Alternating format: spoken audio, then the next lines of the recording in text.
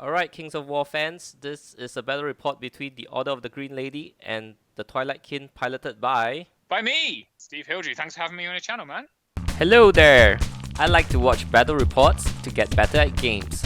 So I started making short, summarized battle reports that focus on learning points. So welcome to my channel, Newbie Dice.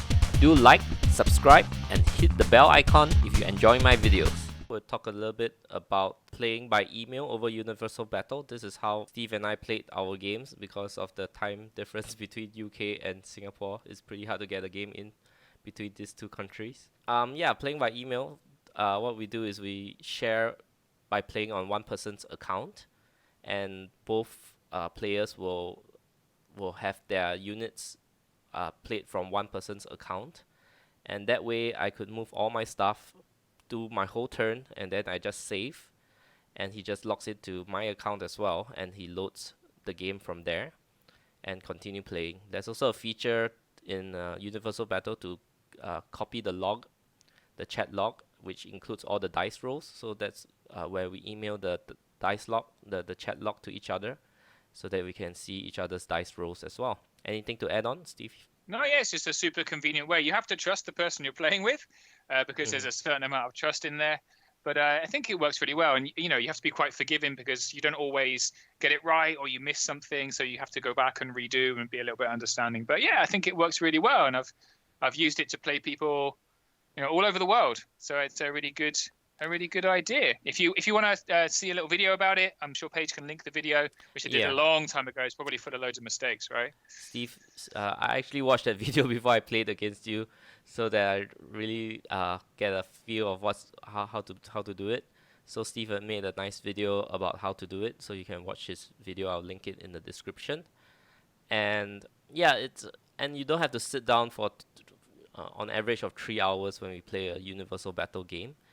But it does, every time you play your turn again, it does take you a while to get you in the zone and back to the game state, and then so that you can play your turn. So there's that, but yeah, you can play your game in short chunks of time, which is one of the key benefits as well. So let's talk about lists. So I'm still trying to refine my Order of the Green Lady list. For myself, I have chaffs in the form of 2 water elemental regiments and a Pegasus. And it has 4 units of knights. Only one of them have Pathfinder though. So what about you, Steve? Yeah, so this is my first attempt at a Twilight Kin list. Possibly not the most refined, but Twilight Kin lists are really hard to write now because of unlock. So you pretty much have to take tall spears as a horde, although I hate tall spears. So they've got Brew of Strength just to make them any use, basically. Then I've got the best unit in Twilight Kin is the Abyssal Horsemen, but they're really super expensive. So just to make them useful, they've got Caterpillar and Striding, just so you always get that charge off because their nerve is low. But they do have regen, so they can, if they don't die, they do tend to hang around a little bit. Then I've got 2 Gargoyles, because Gargoyles are brilliant. I've got some Butchers in there as just kind of meat. They're stealthy, dash 18. I think because they hit on 4s, they're kind of underwhelming, but if you can get a counter charge or a flank, they're good. I've got Mind Screeches because everyone says they're brilliant. Not so sure. And then I really like Mikhail, the special dragon hero. But he, again, is super, super, super expensive. He's not a dragon. He's on a horse, but he's practically a dragon. But he's so expensive that you can't afford him if you want to have a Summoner Crone as well. And you need a Summoner Crone for her Inspiring. And her Bane chant. So I've got the Soul Bane, who's kind of like a diet version of Mikhail. He's a nice little hero, actually. He's got Dread as well, which is really pleasant. But on a horse, he's still pretty pricey, but everything in Twilight Kin is pricey. So this is the list I went with. It's pretty much an alpha strikey type of list. You need to get in and hit really hard. I think the Mind Screechers are there to try and do some chip damage, but yeah, well, we'll see how it plays out, I guess. I noticed something. I'm looking at it over again. The Abyssal Horsemen are 240 points in the book. It's written 260 in your list. Could that be a mistake? Oh God damn it! This is an outrage. I'm just opening my book now. So I had 40 points to spare. Is that right? Abyssal Horsemen. They are 240. Oh man. Oh, I'm playing 40 points down here. Wow. I when I saw it, I thought it was it was a text for Twilight Kin. Then I flipped open the book and I was like, no, it's 240, same as the cost for Abyssals. Ah, All right, well, there something to you take go. note. That's the kind of expertise I bring to these kind of battle reports, you know? He's playing 40 points down. You don't seem to like the tall spears a lot, but I am quite afraid of them because most of my list is either cavalry or flying.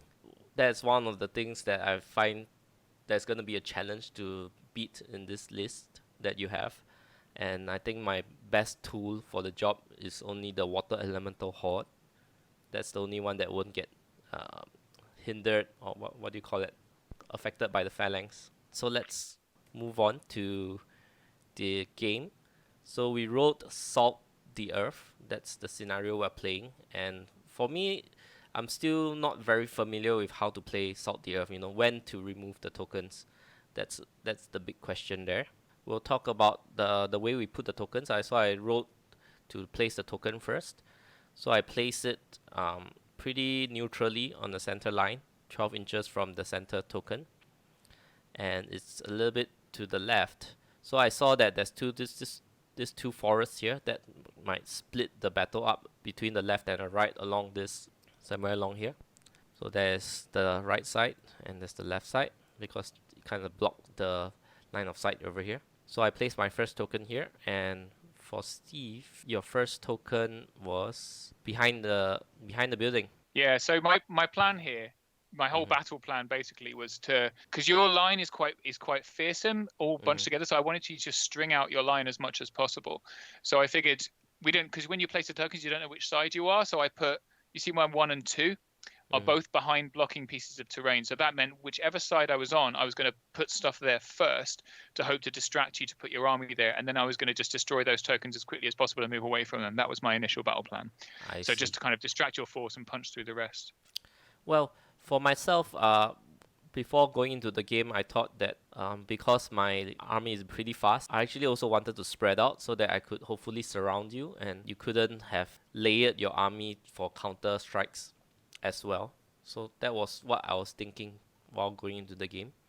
So when I saw you place that first token behind the building, I was like, okay, I'm gonna match you by placing one behind the forest. So that's where I placed my second token. So yeah, then I just placed my second one, like I said before, Yeah. just to in the same place as the other one, basically, but on the other side. At this point, with these 3 tokens already on the left side of the field, I'm sort of feeling that the game will be more on the left side. So I kind of placed the third one more on the right side to sort of give the illusion that, okay, there's something to fight for on the right side as well. And over to you, Steve. Yeah, and then, yeah, so seeing that, it basically mirrored it, basically. So I just put my third one up at the top so that if I was on the up there, so if I was at the top, I could just kind of put my main body of troops there and defend it and fight over the middle one, the middle 2 rather. And if I was on the bottom, I'd just do the same with that one in the forest. So that's pretty much how it planned out. Right.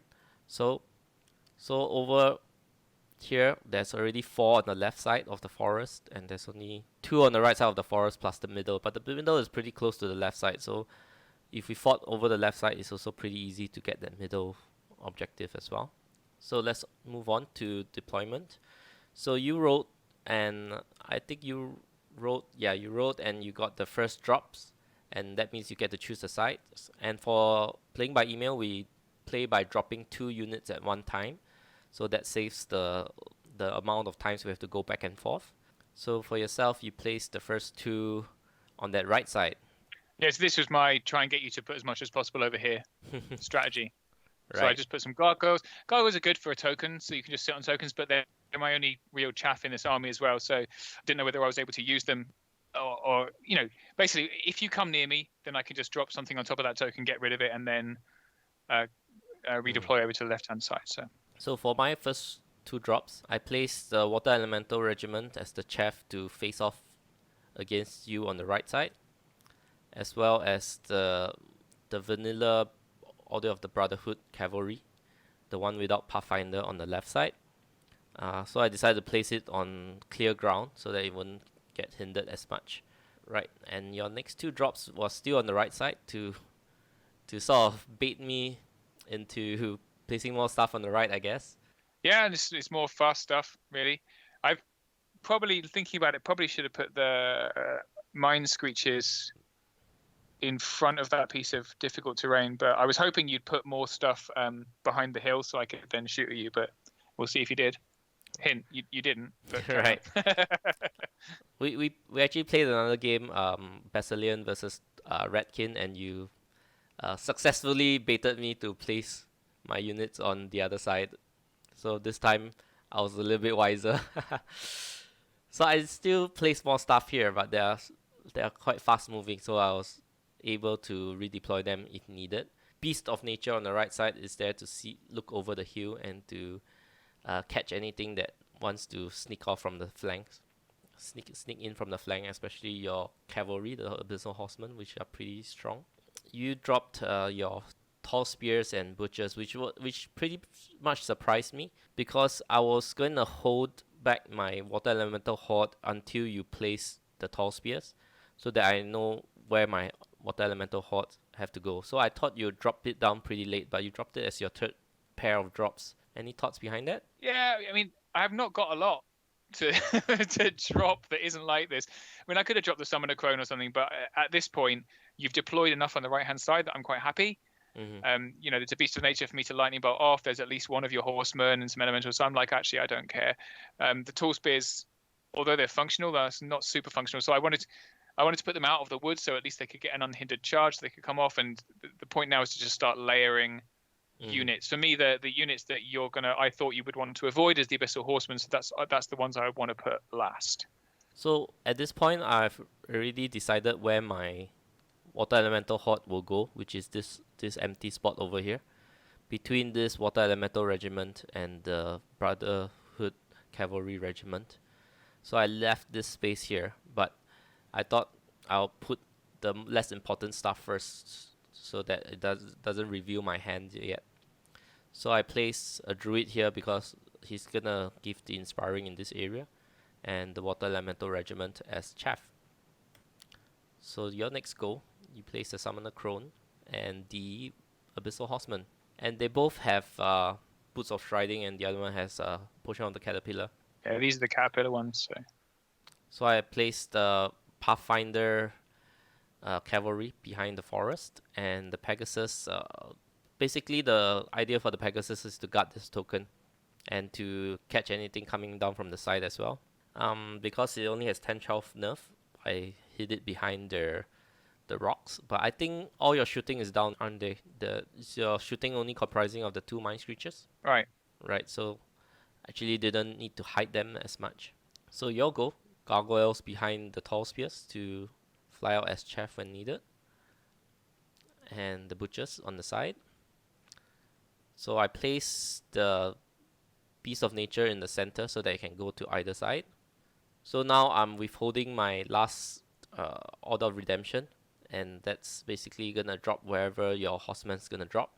So your horsemen drop on the side, and so I drop them on the side as well. So then we rolled, and I won the first. I won the initiative, so I decided to go first. Which was a bummer, because basically I needed to go first. Well, yeah, most of the time I like to go first because that would give me the chance to redeploy my units, shift them to a better position, and then the opponent will have to respond. And because my army is so fast, once you move out of your deployment zone a little bit, I would probably be able to charge. Yeah, that's why I like about going first, but that also means you will have that last turn of getting any tokens if there is. So I think everything just postured up offensively. The Beast of Nature on the right, hiding behind the water elementals, and the Pegasus here. The neat thing about the Pegasus is it's height 4, so it's the only one that can be seen over the hill. So now I could see you, and you could see my Pegasus, but you can't charge me because my front is covered. So this part I like quite a bit in this situation. Alright, so let's move on to the bottom of one shot. Yeah, so you going first has put me in a difficult position on the left because you've got 2 units that are as fast as me, and I can't do anything about it. So essentially I have to use what I've got. So I know you don't want to charge your phalanx units, your cavalry units into my tall spears, so I put them within range of just within the range of the Order of the Brotherhood, the red ones. So you couldn't get a double charge at least. And then everything else is just in. So the butchers are behind the hill, so you can see them with a Pegasus, but you can't charge them with anything else. I'm just trying to set it up. If I'd have gone first, I would have been able to get them up on the hill and had a nice hill charge, but making the best of the situation. So at least they're around the wall, so I can get an unhindered charge if you do come forward. So I've offered you a bad charge, which you're clearly not going to take, but it puts me in a position where at least I can, if you enter into that zone in front of the hill with anything, I'll be able to charge you. And then on the right-hand side, I just so I moved. I was more worried about your Beast of Nature coming around the side to try and just take out some of the weaker units. So I've put the character where he can take that on. And the Mind Screecher just turned round to. I wanted to shoot the Beast of Nature, but actually I tried to get rid of your little elementals, but they've got a reasonably high nerve, and I didn't do enough wounds to make a difference. So that's Mind Screechers are not quite as devastating as people think. Over the battle, they can do a fair amount of damage, but you have to be able to get they're only speed 6, so you can't often get them into the place you want to get a clear shot. They are speed 6. They are lightning bolt 6 each, so I think that's 3 damage is average. 12 attacks, 6 hits, 3 wounds. Yeah, but they do have regen, so. Exactly. There's a choice of shooting the horses or but I think, I went for the lower nerve unit. So as I responded on my second turn, I was looking at the right side. Your units are pretty maneuverable. So, and then with that house in between us, I think I would spend a lot of time going back and forth, playing hide and seek with you, just to try to secure that 1 or 2 tokens. So I decided to ditch the right and make a dash for the left. And it's also an opportune time because although you position your gargoyles and that Soulbane out of line of sight, but that also means you can't charge me when I suddenly switch gears and move to the left. So that was when I decided to do that. So in the next picture. So both my Beast of Nature and the Order of the Redemption swerve to the left. This Order of Redemption is within charge range if you were to charge this Water Elemental Regiment. So I offered the Water Elemental Regiment up for you to charge to start the peace trade going. So this Water Elemental Regiment on the right went up to remove the token. So that way, if your forces stayed on the right, you would have at most 1 token. If I didn't remove it, you'll probably get both. So I thought it was really nice as well, and I positioned these 2 units out of line of sight of the gargoyles from the center. So what else do we have here? The Pegasus still in a nice position. It can see over these 2 units, but it can't be charged. And this hill is pretty nice, so it allows my Redemption Knights to be just behind the hill and be able to threaten here without them being able to see me. So I pretty much like the hill situation as well. It did put me in a difficult position on the right. So I wanted to keep the Mind Screechers on that token at the top, so at least I could claim it. So I basically just kind of moved both of them out so that they could lightning bolt things. And I wanted to lightning bolt your Beast of Nature, but they really underwhelmed this turn. So you'd regen most of the wounds off the elementals. So we went on the Beast of Nature and did 1 wound, which is poor. So that wasn't great. So I stuck the Soulbane right out to the back. So behind everything, your Surger was too far away to make it any difference. And basically then I can annoy things or maybe even kill them. He's only got 5 attacks, but he's pretty hitty and he's got dread. And then I shoved the gargoyles. The gargoyles, like you said, they couldn't see, but I wanted to make sure that your horsemen couldn't charge in. So I literally just stuck them right in front of your horsemen and went, go on then, kill them. I don't care. Yeah. This was a great move. I didn't expect. I was like, oh, the gargoyles couldn't charge me, but I didn't expect to be blocked. Which is, I should have expected it, but yeah, it just didn't occur to my head at that point of time. Yeah, because I had the choice on the left, right? I could put the tall spears into those elementals. I could have ignored them, but then that allows all your cavalry to come forward and you've got a Beast of Nature. It's a very, very punchy block there. So I ummed and ahed a bit, and then I put the horsemen into them and I put the gargoyles there so they couldn't be charged in the flank. And moved the tall spears up because the tall spears I'm not worried about being charged. And then I decided to sacrifice a butcher, basically. So I put them up on the horde. They're in the front, so you've got 2 cavalry and a Beast of Nature that could charge it. But I figure I've got, because my horsemen are there on the right, I put the other gargoyles into your water elementals. So again, having to sacrifice with them, but just it keeps the water elementals out from charging the horsemen as well. So the thought is that if you do charge my butchers, I'll be able to charge with my cavalry and the other butchers. But the mistake I've made here is putting the Summoner Crone right behind the horde. So I didn't want it to be charged by your Beast of Nature and and killed. I could have put her somewhere, maybe behind the butchers on the left or behind the horsemen, but because of your flyers, she needs to be this side of the woods. So not the best place really for her to be, but she's there to do bane chanting and stuff. So which she did. So one mistake I also made in the earlier turn was because I was so confident that this Order of the Redemption on the right was able to get into combat. So I started to swerve this green set of knights towards the left. Because of this swerving maneuver, and the Water Elemental Horde couldn't move up much, if not it might get charged. So I ended up being stuck behind the Water Elementals, and that's where you capitalize and use the gargoyles to charge the Water Elementals, which sort of stuck both units in place, the Water Elemental Horde and the green color knights. That was a nice chaffing from you. Order of Redemption was blocked on the right side, but I managed, my Piece of Nature could still see, so it charged the flank of the horseman, and the other beast went in the front. So that's a total of 21 attacks.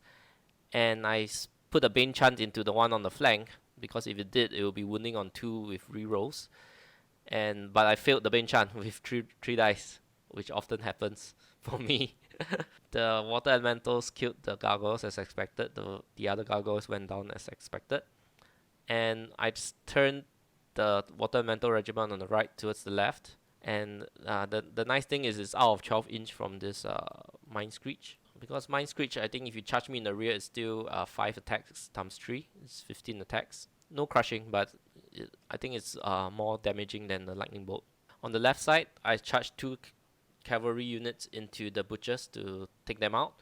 And by experience, I know the butchers are pretty sturdy. They are dash 18 with defense 5, so they're pretty tough. And if I send 1 cavalry, it's not likely to kill it, so I send both in. And then I turn my normal, the most vanilla of the knights to face your tall spears, expecting it to be killed next round. And the Pegasus charged your Abyssal Horsemen to keep them in place for this round. But because I turn all my units to face the tall spears, that means I don't have a counter response to the horsemen next round. I have no choice. I do have to go all into the tall spears next round. I also saw that your second unit of butchers was stuck behind the tall spears as well, so it couldn't take part in the next battle. My green knights sort of swerved around the Water Elemental Horde so that it could get a charge later on. So in the end, because I failed the Bane Chant, I only got a waiver on the horseman, and I thought that would be enough, but you said Fury. I was like, oh dear. So the Soul Bane I sent into the back of the knights because I knew they're going to come in next turn, but I figured without their Thunderous they would be less strong. So I kind of sacrificed him. I knew your Elementals would come in next turn. So I managed to do 2 wounds, which is fine. Took off your Thunderous. Would much prefer that he was actually in front of them, but I couldn't quite get him around far enough. And the Mind Squeezes again. I wanted to try and take off that annoying Water Elemental regiment, and I didn't manage it. Another 3, so I just did 2 wounds from both of them, which is terrible. I probably should have brought one of them further forward, looking at left just one of them back there, but that's just hindsight. So then the Pistol Horseman used Fury, but only did 8 wounds onto your little dude, which is annoying. What else did we do? You Bane Chanted the Tall Spears, which went into the Red Knights. Right. So this was the turn when I put her in the wrong place. So I've put her in a poor place here. So it means that you've got a flank charge from the Elemental. So I couldn't reform back. So so you see that gap there. If I'd have put her a little bit further back, I could have rotated them so you didn't get the flank, but you've got a flank from Water Elementals, which is pretty much the end of the Tall Spears. So that was a horrific mistake. Yeah, so because you kissed the Summoner Crone behind, you couldn't reform properly. You couldn't pivot around enough. I placed the Water Elementals in a position, after killing the Gargoyles, I placed them in the position where if the Knights had stayed, you will automatically be in the flank. So because you Bane Chanted the Tall Spear, so the Knights died. But thankfully, because you were stuck, you couldn't turn enough to make my Water Elementals face the front. Yeah, poor. Anyway, that was the biggest mistake that I made. That was the critical mistake of this game. we killed your Pegasus and moved up on the hill, so you've got some horsemen now So who yeah, may flank something. So that's good. But so I'm on the clock here because I have nothing to do with this horseman at this moment. So had you kept everything in the front of the tall spears things might have been very different. indeed, So but I didn't. So, my challenge here though is that this in order to flank the tall spears, this beast of nature can't be here, so it couldn't fight, so it flew off to make space for the water elemental horde to flank. And so I had this beast of nature in the front and this order of redemption in the front to finish things off. So what I sent into the tall spears were the water elemental horde in the flank and the 2 knights in front. I think that was enough to take it out. Yep. For the horsemen, I sent the beast of nature and the order of redemption, and it is still hitting on 4s and disordered, so no crushing. So I enchanted them for a crushing 1, so that was just enough to take them out. And then this was all the positions after the reform. So I knew that this at least 1 cavalry unit would die. So said that it's because of positioning is the redemption. If it was the Brotherhood Knights, it would have been better. But I did have this Beast of Nature fly 10 and pivot twice, so it's facing the entire back of your army. So that's at least partially favorable. The Water Elemental Regiment charged into your Soulbane, dealing a little bit of damage, which is expected. So the Order of Redemption here reformed to face back towards the Soulbane. I kind of expected him to charge into this Beast of Nature, so I position it to counter charge when he hits the Beast of Nature, because the Beast of Nature is heavily wounded, it's very likely to die or get wavered. So bottom of 4. Everything went badly. So I did okay. So yeah, we took out the redemption, which is fine, and then we turned so that the Beast of Nature is in the front of both of those units, and I can't get multi-charged on my knights. You'd have to charge the butchers. Soulbane went into the Beast of Nature, but only wavered it, which is bad. But he did okay. He did 2 wounds, which off of 5 hits. So meh. And then the Mind Screechers moved up, and again I wanted one of them to be within reach of that token come turn 6, and the other one just moved forward 6. So we did get a waiver on your knights, which is pretty lucky. So 6 wounds and a waiver. I rolled a 9, I think, so that's pretty good. But it's not looking great. I've not really got the unit strength. My only hope is to try and distract you into kind of committing and then try and get some unit strength onto tokens. But I'm not killing enough to get through. You've got enough stuff. I've only got 2 really meaty, punchy units left, and you've got 2 Beasts of Nature. One's wavered, and you've got 2 horsemen and 2 elementals. So it's the beginning of the end. I'm doing my best. I searched into the Summon the Crone, and I think the 2 units charged the butchers. Let's look. So the Order of the Redemption, they have Headstrong and they passed the Headstrong roll. So 2 units went into the Soulbane, which is the Water Elemental, and the Order of Redemption. But when they are wavered, they are still disordered, if I'm not wrong. So I was rolling without crushing. So yeah, the 2 units went into the butchers on the left side, and then basically the knights overran forward while the Beast of Nature went backwards, so forcing you to charge the knights. The Beast of Nature is over here because he's wavered, he's sitting on 10 wounds. My plan was that after you kill off the knights, I would charge both the Beast of Nature and the Water Elemental Horde in and Bane-chan the Water Elemental Horde, because I was expecting the Beast of Nature to die to the shooting from the Mind Screechers. Instead, I think you shot at the Order of the Redemption. Yeah, so I was trying to take them off because that's your unit strength. I was looking at the scenarios, looking at the tokens. So for you to get something onto that middle token, if I could get enough damage onto them over the next 2 turns, then I might take them off and I can get a Mind Screech onto the middle token to contest it. But that didn't work. And then the Horseman did a unhindered charge off a hill. That's 18 attacks on 3s and 2s. Should have done more than 5 wounds. Did not do more than 5 wounds. 2s. You should have done 10 wounds. So I did half the wounds that I should have done. So that was horrific. Right. And that's not good. I've got nothing else left on the battlefield. Yeah. So at this point, I'm just like that. Just get this over with. Get it over with. This is a nightmare. Right. So since the knights were still there, I decided to keep the water elemental hordes where they were. Because this is a turn 6, so it might end after this. So I just wanted to hold more tokens. So I held one token here, one token here. And I didn't charge these beasts because I want to hold the token. And then since the injured beast was not shot at, so it could charge. So it charged into the horseman, and then the water elemental regiment below went towards the token. So at this point I'm holding 4. And I only managed to waver the horseman, which is still fine because although you have fury, but you're not on any tokens, and I do have the firepower to finish you off later on.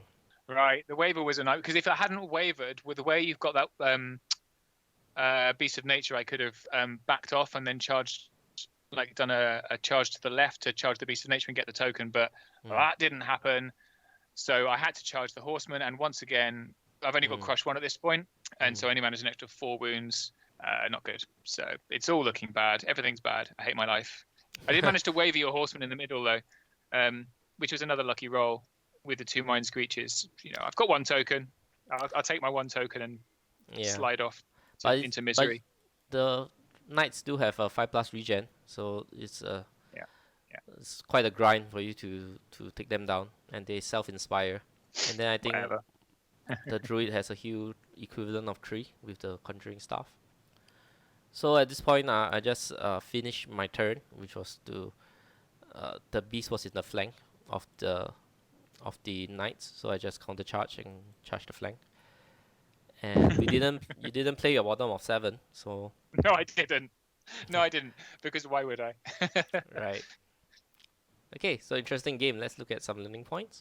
So I noticed that you hit your gargoyles behind the building. Because my army has no shooting, you probably don't have to be so afraid of your gargoyles dying, so you don't need to hide them. They do project a 20-inch threat, so I thought it would be better if you have them being able to see stuff. What do you think? Yeah, I think that's fair. I put them on there the point of them was to destroy the token, but I ended up not destroying that token. I was hoping you'd kind of send stuff around the corners to try and get it, so you didn't, which is smart. And yeah, but I take the point definitely. So yeah, I thought it was more advantageous to ditch the right side to go for the left, and I think it worked out well for me. So Salt the Earth is an interesting scenario. I'm still trying to wrap my head around how to play it best. So I guess if like on the right side, I think my 3 units, the combined total of points is more than yours. And because there's so much more tokens on the left, I did decide that it'll be better to swerve towards the left while I still have the chance and while you couldn't threaten me for that 1 turn that I swerved to the left. So yeah, I think destroying the tokens, if they are out trading you in terms of having less points, tying you down. So that's when I think it's a good time to destroy the tokens. Any thoughts on Salt the Earth? I like Salt the Earth. I think it's a great scenario. I think it adds a lot of strategy in there. You know, it adds the opportunity to try and distract your opponent and then, destroy the tokens and leave them with half of their force in the wrong place. So I really like that strategy part of it. It's a really good scenario. Big fan. Yeah, sometimes when you charge away from your own objectives, the one objectives near your side, and then the opponents can sneak in behind and destroy your tokens, and then you wouldn't be able to score for those tokens that you left behind. So it's a very tricky scenario for me. So next, yeah, that's for your side, Steve, where your support hero was sticking too close. Yeah, that's what pretty much lost the game for me. I think I had a fighting chance, but to lose the Tall Spear Horde on that turn is just, I expect to lose them because they're such a threat they need to be got rid of and unit strength wise. But if they should have lasted 1 more turn if I'd have positioned correctly. So that's just my mistake, and that's really the one that cost me the majority of the game, I think. Yeah, I have suffered from this mistake before, and now when I put my support heroes, it tends to have a bit of spacing from the units in front. But sometimes that also works unfavorably, and they get charged by individuals or stuff like that. Sometimes that they just get that little bit of an angle to charge the corner of my individual. So you do have to be careful about that. So both of us made this mistake where our units got stuck. So for myself, when I reformed the Pathfinder Knights, they got stuck behind the Water Elemental Hordes, which that 1 unit of gargoyles locked down the 2 units of 400 over points.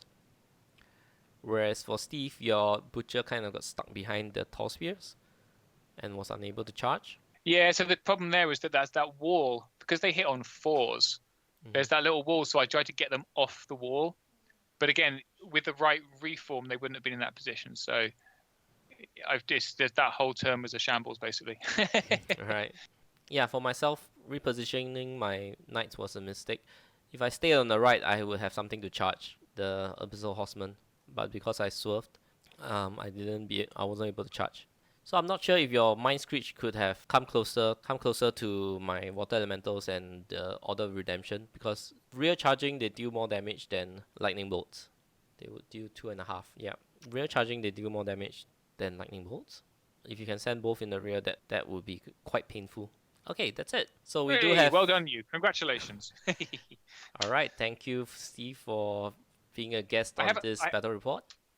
I have another lesson, which is that if you're trying out a brand new list with an army you've not played before, don't play like one of the best players in the world, because you get your ass kicked, and then he puts the battle report online and makes you look dumb. So that's my other lesson. We did have another game of the Basilean versus the Redkin, which Steve played really, really well, and I think I played worse than him. It's just that I was a bit lucky on dice, and that Spoiler one. spoiler alert, right? So watch out for that video. I think that will be coming out in a few weeks' time. And once again, thank you, Steve, for being on this battle report. And I'll see you in the next video. My pleasure. My joy to be on your excellent channel, mate. Thanks a lot. Thank you.